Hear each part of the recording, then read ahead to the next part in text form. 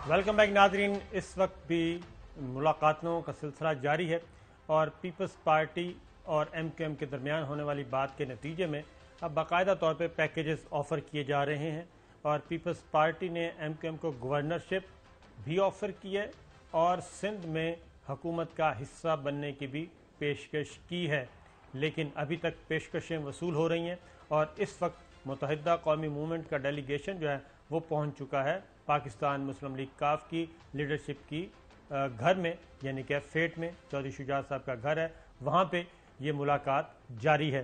तो चौधरी साहब ये बताएं कि चौधरी परवेज़ इलाही साहब को CM-शिप की ऑफ़र हो गई, इनको गवर्नरशिप की ऑफ़र हो गई, सिंध में हुकूमत साजी में उन्होंने कहा वजारतें ले लें, तो यही जब वापस हुकूमती अरकान जब उनके पास जाएंगे हुकूमती वफद, तो क्या इमरान खान साहब को भी ये पेशकश करनी चाहिए या फिर वो कहेंगे कि नहीं इसी तरह चलता रहे?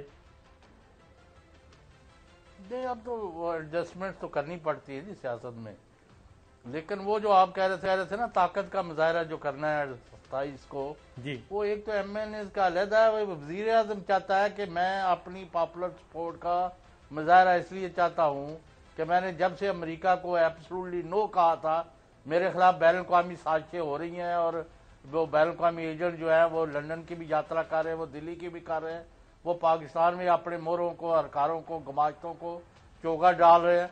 And they are all ganging up against this lawfully establish government. वरना आदमी एतमाद का इस स्टेज पर 1 साल से कम रह गया इलेक्शन का वक़्त, तो आज इसकी कोई ज़रूरत थी नहीं कि अब बोरियों के मुंह खोल दिए गए हैं और प्रोपेगेंडा का पूरा एक माहौल बनाया।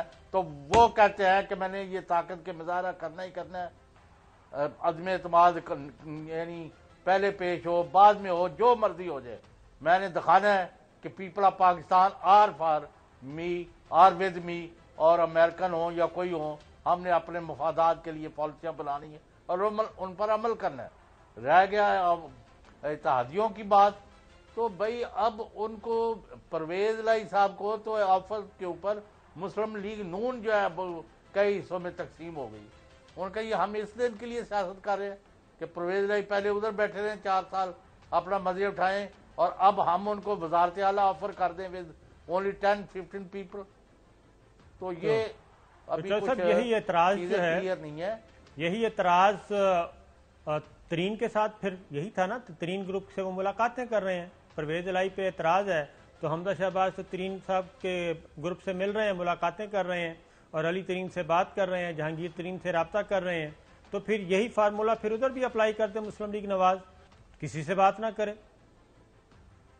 नहीं, उधर वो इसलिए गए, उन्होंने कोई वजारत आला अभी तक नहीं मांगी किसी से भी। जहांगीर तरीन साहब जाहिर है वो हैं तो PTI सा ना, उनको कुछ ना कुछ तो देना ही पड़ेगा ना, जी जी। जैसे परवेज इलाही साहब को देना पड़ रहा है उनको भी कुछ देना ही पड़ेगा। तो इसलिए ये जो विदिन है, एक और चीज़ मैं आपको सुनवाता हूँ कि माँ अभी तक वो D चौक वाला जो आपने कहा ना कि इस्टेब्लिशमेंट इदारे हमारे बिल्कुल वो खड़े हैं साथ, तो मेरी इत्तला है कि अभी तक वो बिल्कुल खामोश अपना किरदार अदा कर रहे हैं। DG ISPR बड़ा कैटेगोरिकली कह चुके हैं कि हमें सियासत में मत घसीटें, सुनवा दें। फौज का सियासत से कोई लेना देना नहीं है, ऐसे ही है और ऐसे ही रहेगा। इसके अंदर अननेसेसरी ना स्पेकुलेट किया जाए और ना ही इस चीज़ के अंदर किसी किस्म की अननेसेसरी डिस्कशंस की जाए। अगर किसी को ये शक है या किसी का ये ख्याल है कि हमारी तरफ से कुछ हो रहा है तो उसका कोई एविडेंस होगा, उसका कोई प्रूफ होगा, और अगर ऐसी कोई चीज़ आज तक तो कोई सामने नहीं लाया, सो दैट मीन्स मैं आपसे ये रिक्वेस्ट करूंगा कि आप फिर उनसे सवाल करें बजाय इसके कि आप मुझसे सवाल करें। मैं तो आपको अपना जवाब दे चुका हूँ, कई मरतबा दे चुका हूँ। So please ask the people who are pointing fingers and claiming. इससे ज़्यादा मैं कुछ नहीं कहूँगा। ये बड़ी डिटेल्स के साथ उन्होंने 2-3 सवालों के जवाब में वाजे कर दिया। अब चौधरी साहब आते हैं कि वो कुछ ऑडियोज़ हैं, फॉरेन एलिमेंट की बात हो रही है, कुछ सिफारत खाने मुतहर्रिक हैं, तो उसमें कुछ ऑडियोज़ हैं। तो मेरा ख्याल है कि वज़ीर आज़म इमरान खान को अगर उनके पास ऑडियोज़ आ गई हैं गवर्नमेंट के पास, तो एक नेशनल सिक्योरिटी काउंसिल का नेशनल सिक्योरिटी का इजलास बुलाएं, कौमी सलामती कमेटी का, اور اس میں سنوا دیا جائے, وہ ثبوت دے دیے جائیں, تو اس کے بعد میرا خیال ہے پھر اداروں کا جو کردار ہے وہ بھی شروع ہو جائے گا. وہ اس ایشو پہ تو آ سکتے ہیں کہ کیا اس تحریک عدم اعتماد میں کوئی بیرونی پیسہ استعمال ہو رہا ہے, کیا یہ جو تانے بانے ہیں ان کے غیر ملکی سفارت خانوں سے ملتے ہیں, ایک بات.